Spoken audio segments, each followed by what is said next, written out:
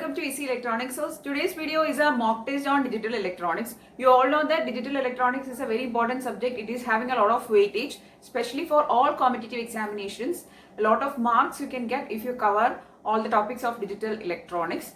So I really hope that this mock test will be useful for you if you're preparing for any sort of competitive examination of electronics. And I've tried to include maximum variety of questions from various areas. Okay, so now let's see the 10 questions, and if you found the video useful, please don't forget to like, share and subscribe. Now let's see the 10 questions.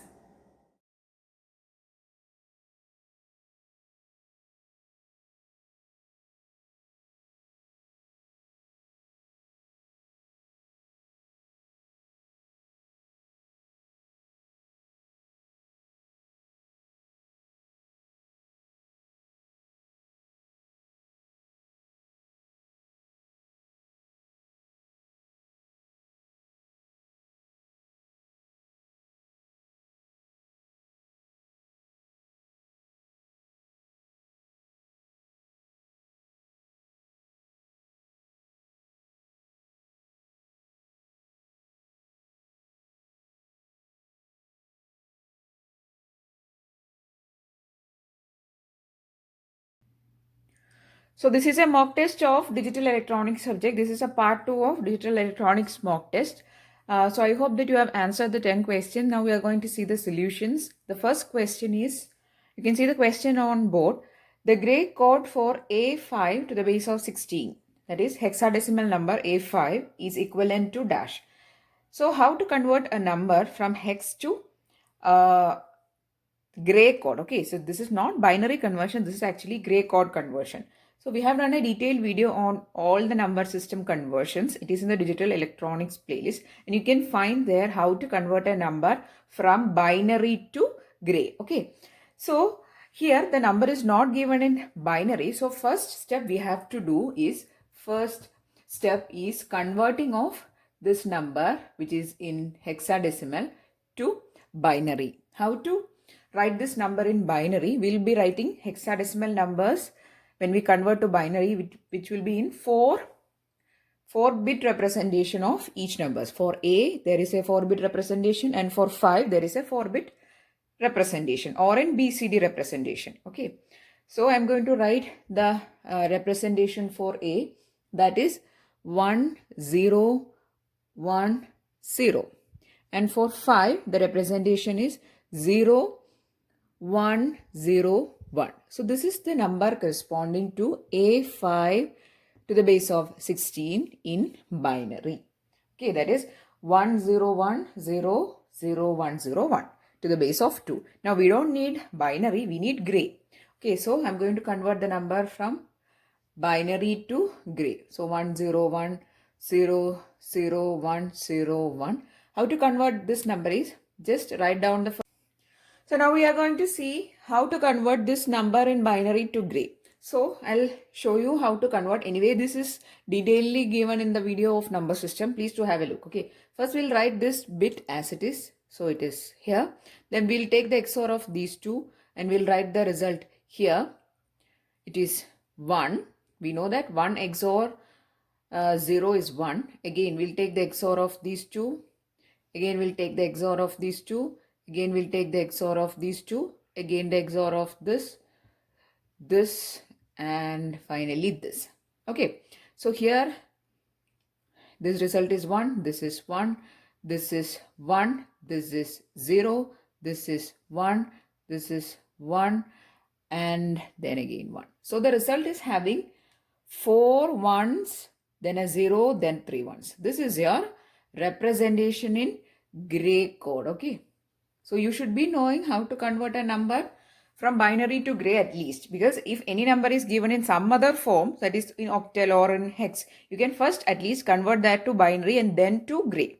Okay, so only you can convert a number from binary to gray. I don't know about any other conversions, that is from any other numbers directly to gray. You can first convert these octal numbers and hexadecimal numbers to binary, and then you can convert to gray. Okay, so here what we have done is, we have done the hexadecimal to binary conversion, and then we have converted to gray.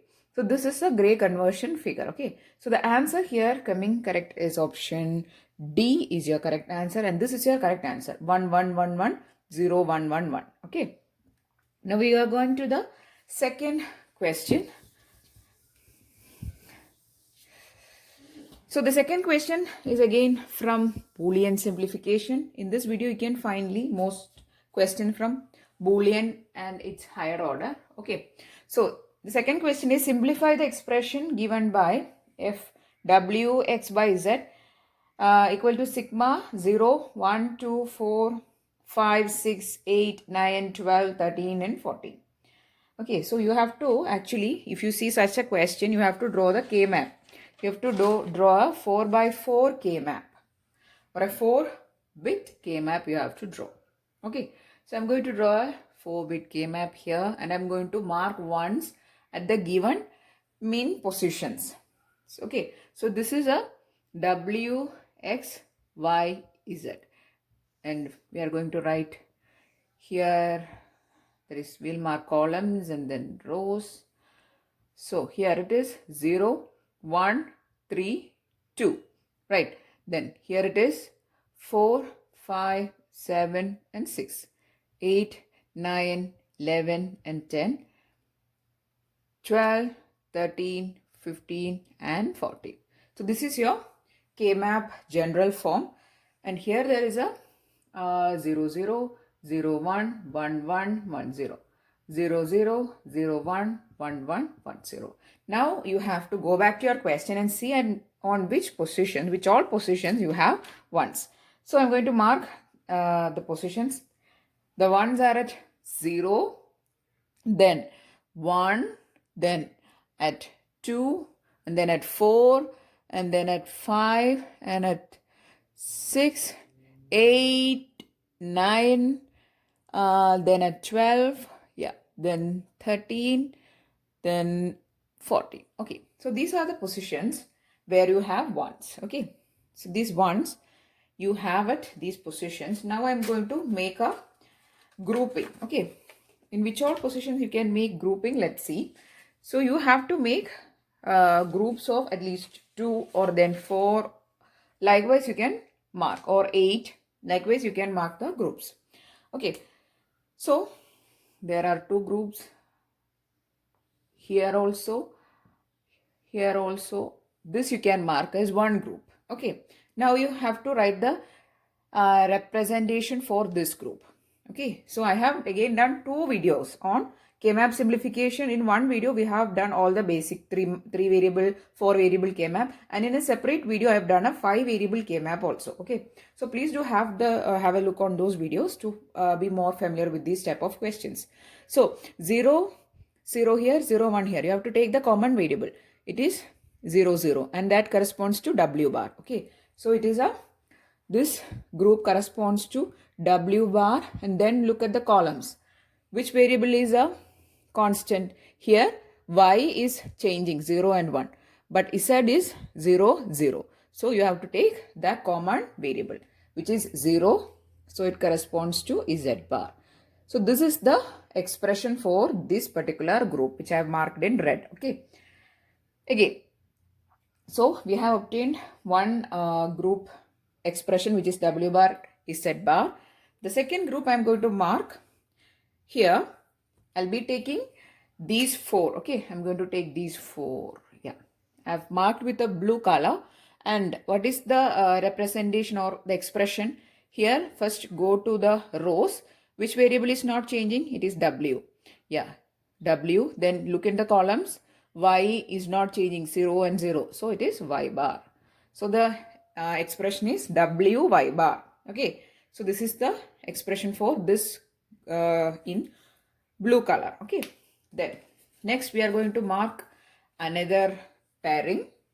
Okay, I'll go for this one, these 2. Okay, yeah.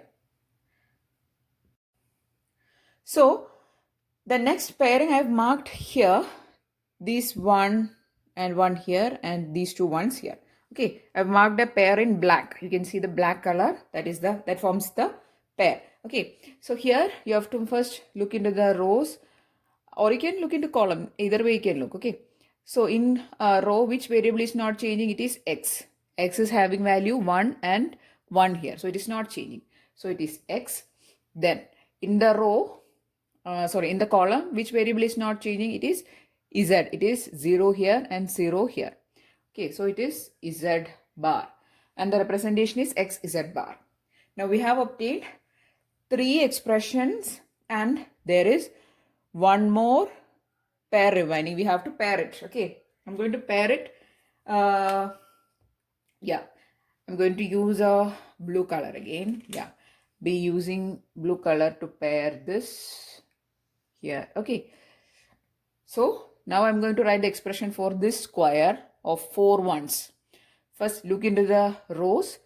Here, W is having 0 and same as here 0. So, W bar, and in the column, you have to look. Which variable is not changing? It is Y. Y is having 0 here and 0 same as here. So, it is W bar, Y bar. Now, you can see around this K-map, I have written the expressions. The expression is, there is a total expression coming will be W y bar, then plus W bar y bar plus W bar z bar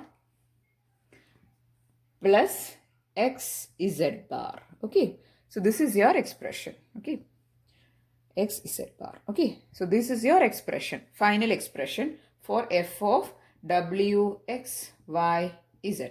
Okay, you can go for a simplification also, and if you simplify, you will be getting the resultant expression as y bar plus x z bar plus w bar z bar. Okay, so this is your final simplified expression. Now, I have applied 4 variable K-map simplification here. I have marked all ones in the given positions of min terms. Okay, it is given in sigma, means min terms are given. So, you have to mark ones at the given positions. So, I have marked ones here. You can see I have marked ones, and then I have made pairs of 4 ones. Okay, so here 4 ones 1 pair, these 4 ones 1 pair, again in red another pair, again in blue. So these 4 ones make groups, and you have to write the expression for these groups. Okay, so while writing expression, you have to see for the or look for the variables which are not changing. So if one variable is not changing in row, means you have to pick that variable, and also you have to look into the columns. When one variable is not changing, you have to pick that. Okay, and you have to write the expression, and the final expression coming is y bar plus x z bar plus w bar z bar. So the correct expression coming is option B. Okay, correct answer is option B is the correct answer for your second question. This is actually a little bit difficult question. You should be thorough with the simplification. Only then you can do it. Okay, otherwise you cannot do it if you don't know K-map simplification.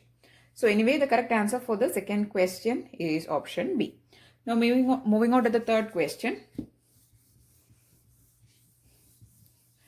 Let me remove this first so that I can get space. Yeah. The third question, again from Boolean simplification. Which of the following is a dual form of the Boolean identity given above? Okay, I'll write the identity here. AB plus A complement C equal to A plus C into A complement plus B. This is your Boolean identity or Boolean expression. Identity means expression. Okay, how to write the dual form? Whenever you are going for dual form, you have to remember that all plus signs will be changed as products, and all products will be changed as plus. Okay, just apply this to the given expression, you will be getting the dual form. So here there is a plus AB, so it will be A plus B. There is a plus, mark it as a product. There is a product, mark it as a plus. Right, then equal to will be as same as that. Then there is a plus B, it will be A into B. Then there is a product, it will be plus. This bracket, 2 bracket indicates a product in between, right? So it is a plus. Then A bar plus B will be A bar B. It is a product. So this will be your dual form, and the correct answer coming is option C. A plus B plus A bar plus, sorry, A plus B into A bar plus C equal to AB plus A bar B. Correct answer is option C. If you know the dual form, then it is a simple question. Otherwise, you may not get the correct answer. Okay, so just note down what I have written in the board. Plus signs changes to product. Product changes to plus sign. Okay, moving on to the fourth question. Fourth question is a theory question. The function of strobe function. There is a function called strobe in digital system. What is its action or what is its function? A, to reset memory register. B, to check the functioning of logic gate. C, to avoid race problem. D, to tri-state the output of the register. Correct answer is option A, to reset the memory register. So it is actually acting as a synchronization for memory when there is no clock synchronization for starting and ending of the memory transfer or for the memory block. Then the strobe actually acts as a synchronization signal. So correct answer is option A, for to reset the memory register. Okay, then fifth question is from flip-flops. Okay, the present output Qn of a edge triggered JK flip-flop is logic 0. That is Qn.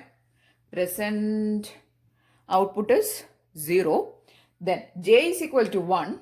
Yeah. Then Qn plus 1 is dash. We have done this question in one of the videos, previous videos. I don't clearly remember which video, but we have discussed this question. Okay, or this type of question we have discussed. Okay, so what will be the Qn plus 1 is the question. Now, what is the expression for Qn plus 1? Qn plus 1 is equal to, I'll write it here itself, J Qn bar plus K bar Qn. So this is the expression for a JK flip-flops next state output. Qn plus 1 equal to J present state bar plus K bar Qn. Now what is Qn? It is 0. So 0 bar will be 1. J is also 1. So it will be 1 into 1. Then K bar we don't know. Qn is 0. So this term will be actually get cancelled and the result will be equal to 1.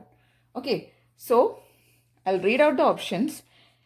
A cannot be determined, B will be logic 0, C will be logic 1, D will race around. Correct answer is option C will be logic 1. So C is your correct answer. Moving on to the sixth question. Digital electronics is one of the very important subject. It carries a lot of marks. So you have to cover all the major areas. Marks, flip-flops, counters, then decoders, adders, subtractors, everything is important. Okay, number conversions, all are very important. Next question. What is the addition of minus 64 to the base of 10 and 80 to the base of 16? So you have to add two numbers, but both the numbers are given in two representations. First, you have to bring both the numbers to one common representation and then do the addition. Only then you can perform the addition. Otherwise, you cannot add a number in binary with a number in hexadecimal. Sorry, a number in a decimal with a number with hexadecimal. So one is to the base of 10 and one is to the base of 16. You cannot add it. So I'm going to write the numbers here. Minus 64 to the base of 10. I'll keep it as it is. The next number is in hex. I'll convert that to binary. That is a simple way. Okay. So 80 to the base of 16. How to convert this number to binary? So you will write first the numbers, then the position values. It is 0 and 1. Then here it is 16. So take the product with 16.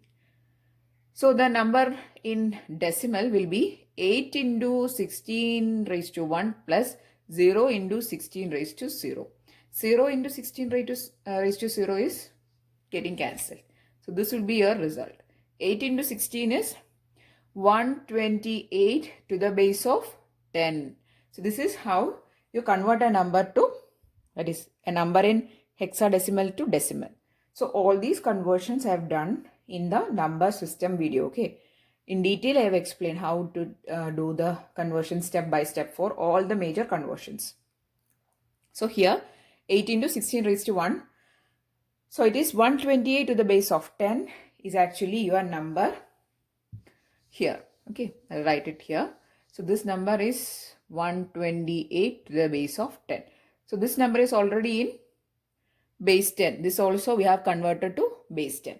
So now you can add 128 to the base 10 plus minus 64 to the base 10 is equal to, so this will be plus 64 to the base of 10, or you can write simply plus, or you can simply ignore the plus. You can write simply 64 to the base 10. Now, if you see the options, there is no option called 64 to the base 10. So you have to convert this to binary and see whether any option is coming. Okay. Now, I'm going to convert this to binary. I'm hoping that you know the binary conversion. Just divide by 2, 2 and finally until you get 2. Okay. And take all the reminders. I hope you know. So, 0, 1, 0, 0, 0, 0, 6 zeros.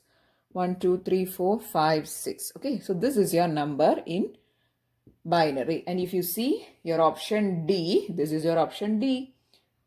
1, 0 and then 6 zeros. Okay, so this number corresponds to 64 to the base of 10. That is decimal number, its corresponding binary representation. So sixth question, correct answer is option D. So these type of questions, tricky questions can also come.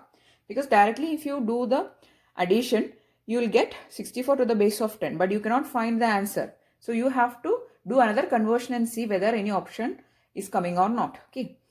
So if you are not thorough with these type of conversions, you may take a lot of time for these type of questions. So please do get familiarized with these type of questions so that you can actually do it fast. Okay.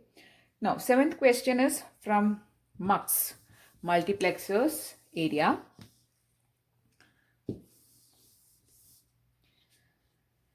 So, seventh question. A 4:1 MUX is used to implement a 3-input Boolean function as shown below. F of ABC. You have to write the function. But the functions given is in the form of min terms.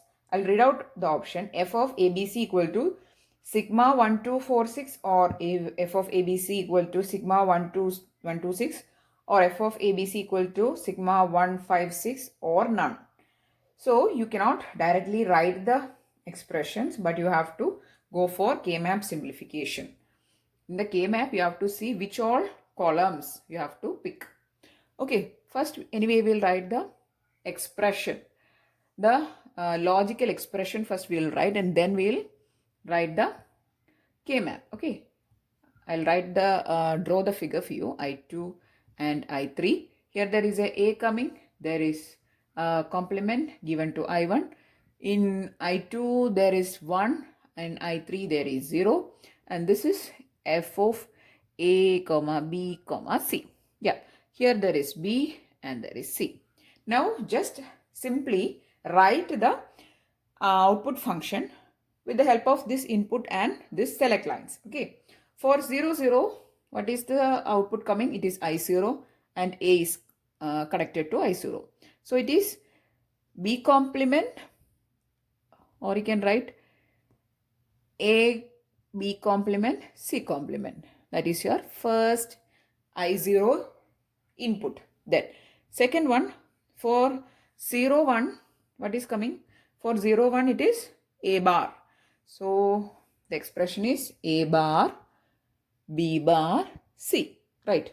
Plus for 1, 0, it is I2, right? So B complement, C, and I2 is connected to 1. So simply it is B complement C. Then last one, for 1, 1, it is 0. So it will be B, C into 0. It will be 0 only. You don't have to write it. So this is your expression.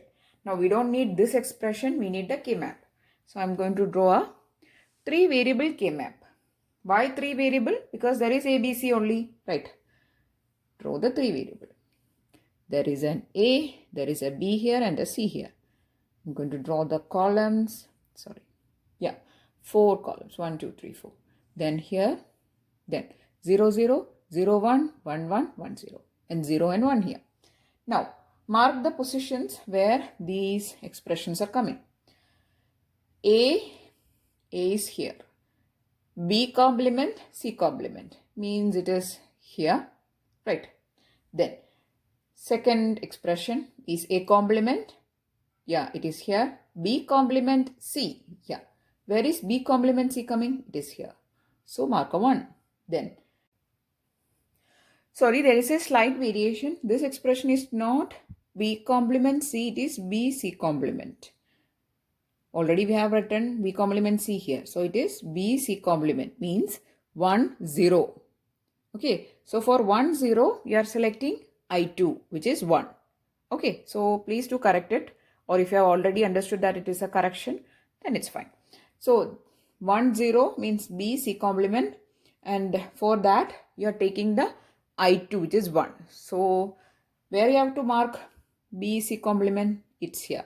And for both A, 0 and 1, you have to mark 1s because the value of A is not given. So this will be your K-map. I hope that you understood. Okay, and I hope that you understood what is the correction here. Okay, so just mark your K-map values in the columns. Correctly mark the 1s. After writing this expression correctly, just mark 1s in the corresponding positions of the K-map. Right, now pick out the position values. This is 0, this is 1, this is 3, this is 2, 4, 5, 7 and 6. Now, in which all columns you have 1? In 1, yeah. Then in 2, yeah. Then in 4 and in 6. So it is a sigma 1, 2, 4, 6. Correct answer is option A is your correct answer. Okay. Sigma 1, 2, 4, 6. Option A is your correct answer. Now how we have done this question? This is actually a multiplexer question. But while writing the output expression for this multiplexer, we are not given as an expression but in the form of min terms. So first you have to write the expression for this mux. Then you have to draw the K-map corresponding to it and mark position 1s for this correct expression. And then you have to pick out the column values, that is 1, 2, 4 and 6 you have to pick out and write in the form of a min expression, and you will be getting sigma 1, 2, 4, 6 as a function of f of a, b, c. Correct answer is option A. Okay, moving on to the 8th question. Let me just remove it. Again, we have done a video on multiplexer, this type of tricky questions. So if you find difficulty in solving the multiplexer questions, please do have a look on that video. Okay, it will be very useful, that I can assure you. Okay, 8th question is a theory question. Which of the following circuits come under the class of combinational logic circuits? So there are two classifications for digital circuits, combinational one and sequential. For combinational devices, they are memory-less elements, okay, combinational ones. But sequential ones are memory-full elements.